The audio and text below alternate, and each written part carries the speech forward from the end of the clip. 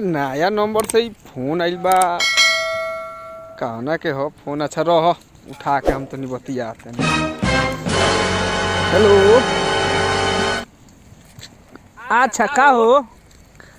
अरे करे जा, है नया नंबर से फोन कइले बारू, का बात हो? नंबर में का हो गइल बा? ब्लॉक हो गइल बा का? अच्छा, ओकर रिचार्ज खत्म हो गइल बा। अच्छा अच्छा ठीक बा। का हाल बा? खाना वाना हो गई? अभी खाना बनता? ए अभी 12 बज जाता, तार खाना बनता? हैं? अच्छा, तार बाबूजी मछली ले आइल बाड़े। खींचा लोगन उड़ा खींचा लोगन। चलो ठीक। ए तो सुना तारू हो, एगो बात कहे के रहल। तनी एगो चुमा दो ना। अरे बाप रे बाप, कहाँ जाई रे भाई? दे दो मछली तारा तारू तो मछली तारा तो मछली देखे से ले के बा कि तारा से ले के बा? अरे दो ना है ने। तार मोहनिया कहाँ बड़ी सो? लगही बड़ी सो। अच्छा, घर से कहते नहीं कि काहे डराइल बड़ू?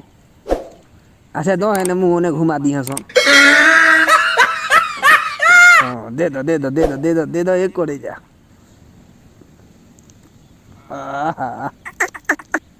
वाह, खाई का रे?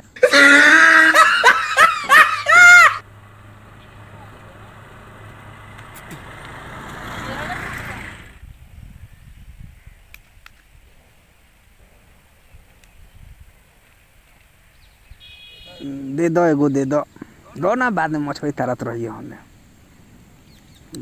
दो एगो दो। अरे को तो मोहनिया सन होने भूल जाएगी। हैं?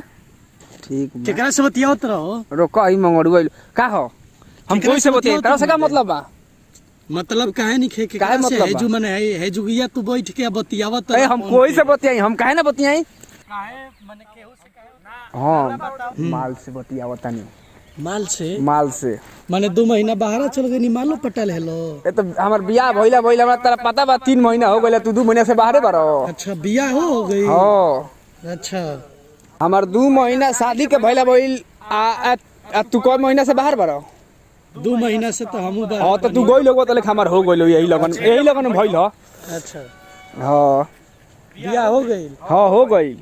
बताओ, तहार बियाह हो गइल, हम फोन मांगत तनी बाबूजी से एगो, फोनो नहीं खंदेत ना, फोन खरीद के देता रह। ए तो जा ना बाबूजी से नहीं कहो खंदेत कि हम खरीदी। का है तार? तो बाबूजी मार देखो तनी के रुपया झारो तारा ना, कहत रे कि रुपये नहीं खे। कहां मांगनी है?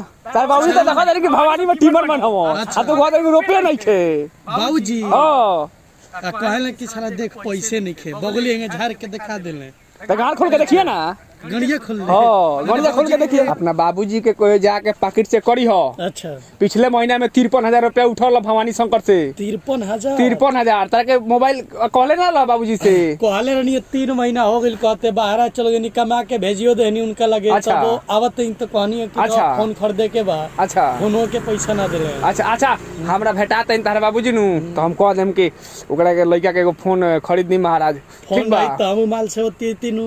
अच्छा ठीक बा, तारा से कह भेटाते नु के तार बाबूजी, तो हम कह देम। ठीक बा, हमरा के बतिया दे। हटा मंगड़ू, ए का हो? हैं? ते ओई मंगड़ुआ कहां से आ गेल साला? करा बतियात रहनी, देखो ना, डिस्टर्ब कर लग। अच्छा चलो, कोनो बात नहीं, को दो ना, यही बात पर दे दो। हैं? हां, दे दो। हां ठीक बा, चलो दे देलू। ठीक बा, रखत नहीं जाता नहीं रूम पर। अभी खाना वाना बना के डिप्टी से मऊ आवत है। ठीक बा, रखत नहीं। हां बाय। बिजली के तार में भतार अझुरइलो, मने कइलो मजबूर हो। चल तनी बाबूजी से फोन खरीदवाए, पैसा कमा के भेजनी है। इतना कान का कइले हैं, वो कमाते रहे।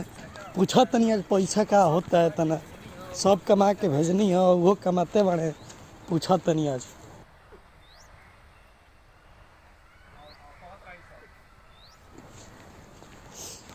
भाजी, फोन चाहिए हमारा। फोन चाहे? हाँ, फोन एगो खरीद दो। फोन का करबो?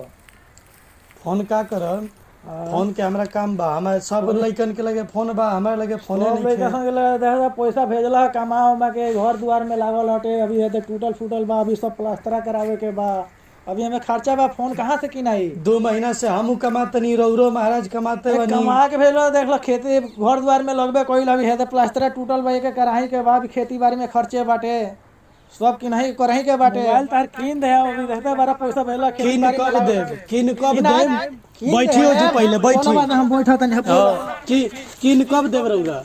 किन आ जाई, अब धीरे धीरे ना 10-15 मिनट किना जाई तार मोबाइल। 10-15 दिन में ना, हमरा अबे चाहिए फोन। अच्छा कोनो आजे बात खरीदी। कोनो बात ना, दुकानों में बंद बा, खुला था चले, पसंद कर लियो, तार पसंद पड़ी तो मोबाइल तारे के दिया दिए। पसंद पड़ी नु, ज्यादा दामों के तो ना चाहिए हमरा, उतना 50-60 हजार रुपया महीना हम भेजत नहीं। अच्छा सिंगापुर में रहनी है, 2 महीना रहनी है।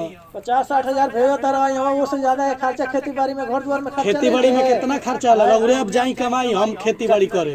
कोनो बात ना, जैसे देखल जाला तू वही ना, तो देखो ना पहले घर तू ही चला के देख लियो।